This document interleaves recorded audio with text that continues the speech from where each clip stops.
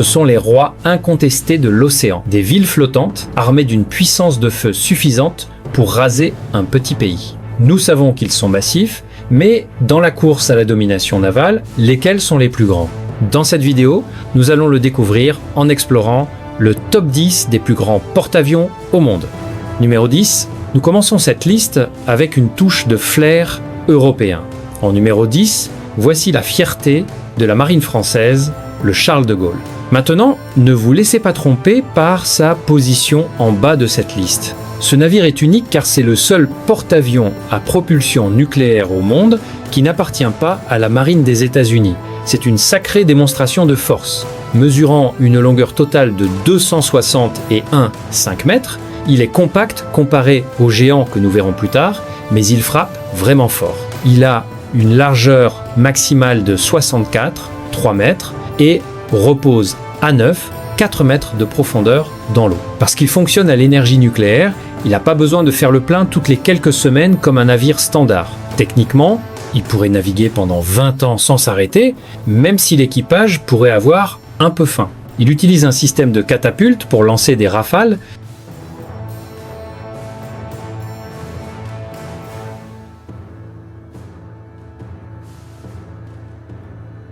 Numéro 9. En nous déplaçant légèrement vers l'est, nous trouvons un concurrent émergent dans l'océan Indien. Au numéro 9, nous avons l'INS Vikrant. C'est un moment spécial pour l'histoire navale car c'est le premier porte-avions entièrement construit en Inde. C'est une déclaration massive d'autonomie, bien qu'il soit presque de la même longueur que le porte-avions français, mesurant 262,0 mètres, c'est une bête totalement différente dans sa conception. Il est légèrement plus étroit avec une largeur maximale de 62,0 mètres et un tirant d'eau de 8,4 mètres. Contrairement au Charles de Gaulle, le Vikrant n'utilise pas de catapulte. Au lieu de cela, regardez l'avant du navire. Vous voyez cette rampe? C'est ce qu'on appelle un système stow-bar, ou décollage court mais récupération arrêtée. En gros, c'est un tremplin de saut à ski.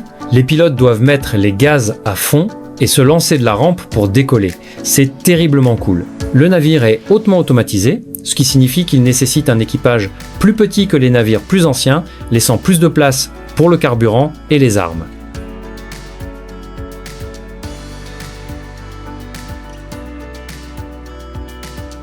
Numéro 8. En traversant la Manche pour revenir en Europe, nous arrivons au numéro 8 avec le champion poids lourd de la Royal Navy, le HMS Queen Elizabeth. Si vous pensiez que les navires précédents étaient larges, attendez de voir celui-ci. Ce Léviathan britannique mesure 280,0 mètres de long, mais regardez cette largeur.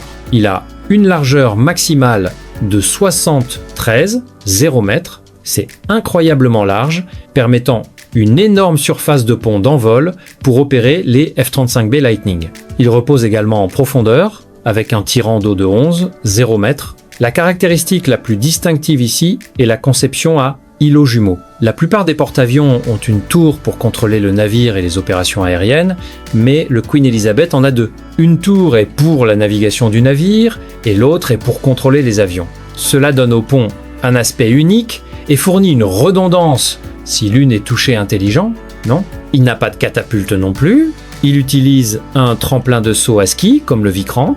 Certains critiques disent qu'il manque de punch par rapport à un porte-avions nucléaire. Mais quand vous voyez cette montagne d'acier naviguer avec une escorte complète, vous réalisez que la marine britannique est définitivement de retour dans la cour des grands. Au fait, si vous appréciez cette plongée profonde dans les monstres navals, faites-moi une faveur et appuyez sur le bouton j'aime. Numéro 7. Nous retournons en Inde pour le numéro 7, mais ce navire a une histoire très différente. Voici l'INS Vikramaditya. Ce navire est un chef-d'œuvre de recyclage. Il a en fait commencé sa vie comme un porte-avions soviétique nommé Bakou. Après la guerre froide, il a été désactivé et l'Inde a vu une opportunité. Ils l'ont acheté et ont passé des années et des milliards de dollars à le transformer en un porte-avions moderne. Il est plus long que le Vikrant, mesurant 284,0 mètres, mais il est un peu plus mince avec une largeur maximale de 60,0 mètres. C'est une fille lourde, reposant avec un tirant d'eau de 10,2 mètres. Le processus de conversion a été un chaos absolu, impliquant le recablage de tout le navire et le retrait d'énormes tubes de missiles de croisière de l'avant pour construire un tremplin de saut à ski. C'est essentiellement un navire Frankenstein, mais dans le meilleur sens du terme. Il exploite les chasseurs MiG-20 9K, qui sont robustes et fiables. Alors que le Vikrant est la nouvelle technologie brillante, le Vikramaditya est le vétéran aguerri au combat qui ancre la projection de puissance de la marine indienne. Numéro 6. Nous entrons maintenant dans le royaume des superpuissances et le club des 300 maîtres-êtres. Au numéro 6, nous avons le premier porte-avions de la Chine, le Liaoning. L'histoire de ce navire ressemble à un film d'espionnage. C'était à l'origine une coque soviétique appelée Varyag, laissée inachevée en Ukraine. Une agence de voyage chinoise l'a achetée, prétendant vouloir la transformer en hôtel flottant et casino. Alerte spoiler, ils n'ont pas construit de casino. Ils l'ont remorquée jusqu'en Chine, ce qui a pris des années, et l'ont réaménagée en navire de guerre entièrement fonctionnel. Elle mesure l'impressionnante longueur de 3, 100, 4, 5 mètres, avec une largeur maximale massive de 75 0 mètres. Elle a un tirant d'eau de 10, 5 mètres. Comme la conception russe sur laquelle elle est basée, elle utilise un tremplin de saut à ski pour les décollages. Pendant longtemps, l'Occident a rejeté ce navire comme un simple navire d'entraînement, mais le Liaoning a prouvé que la Chine était sérieuse au sujet de ses ambitions de marine hauturière. Numéro 5. Si le Liaoning était le prototype, alors le numéro 5 est le modèle de production. Voici le Shandong. C'est le premier porte-avions de la Chine construit localement. Bien qu'il ressemble beaucoup au Liaoning à l'extérieur, parce qu'il est basé sur cette conception soviétique, l'intérieur est complètement différent. Il conserve la même longueur de 3, 104, 5 mètres, mais il est plus large, avec une largeur maximale de 78, 0 mètres, pour accueillir plus d'avions dans le hangar. Il repose à un tirant d'eau de 10-5 mètres. Les ingénieurs chinois ont réalisé que puisqu'ils ne mettaient pas de missiles anti-navires géants sur le pont comme le faisaient les soviétiques, ils pouvaient optimiser l'espace pour plus de carburant, plus de munitions et plus de chasseurs, spécifiquement le J-15 Flying Shark. Il a été construit beaucoup plus rapidement que quiconque ne s'y attendait, choquant les analystes militaires.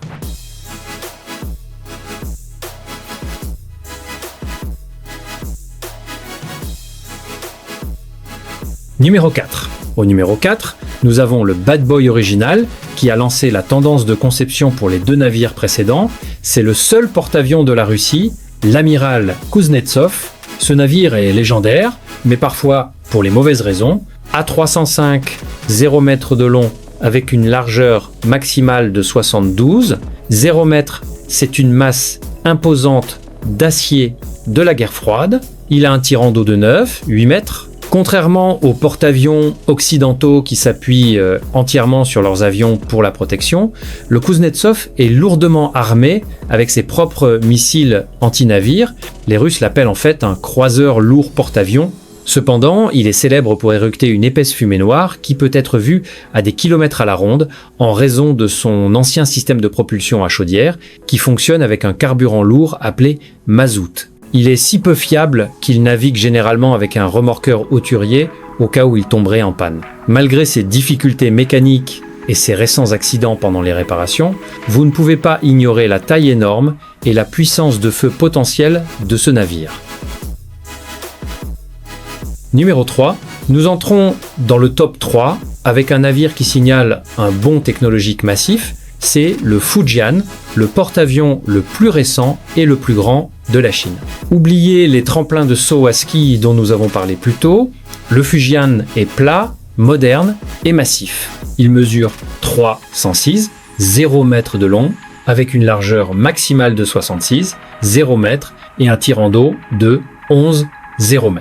Ce qui rend ce navire effrayant pour ses concurrents, c'est qu'il utilise un système de lancement électromagnétique d'avion ou EMALS. C'est la même technologie de pointe que les Américains utilisent. Cela permet aux navires de lancer des avions plus lourds comme des avions radars et des drones, ce que vous ne pouvez tout simplement pas faire avec un tremplin de saut à ski. Ce navire place la marine chinoise dans une catégorie de poids complètement différente, défiant directement la domination occidentale. Il n'a pas encore été entièrement testé en eau agitée, Mais sur le papier, le Fujian est un monstre qui comble l'écart entre les anciens styles soviétiques et les super porte-avions américains. Numéro 2. Nous arrivons maintenant à l'étalon or. Pendant des décennies, quand vous pensiez à un porte-avions, vous imaginiez cette classe. Au numéro 2, c'est le légendaire USS Nimitz. Ce n'est pas seulement un navire, c'est un symbole de puissance mondiale. Il y a 10 navires dans cette classe, mais le navire de tête donne le ton. Il mesure l'impressionnante longueur de 333,0 mètres, c'est plus de 3 terrains de football. Il a une largeur maximale de 76,8 mètres et un tirant d'eau profond de 3 mètres. Propulsé par 2 réacteurs nucléaires, le Nimitz peut naviguer à plus de 30 nœuds et lancer des avions toutes les 20 secondes. Il transporte un énorme groupe aérien de X-8 Super Hornet et d'avions de soutien qui est plus grand que l'ensemble de l'armée de l'air de nombreux pays. Ce navire a joué dans des films, combattu dans des guerres et patrouillé tous les océans de la Terre. Il vieillit.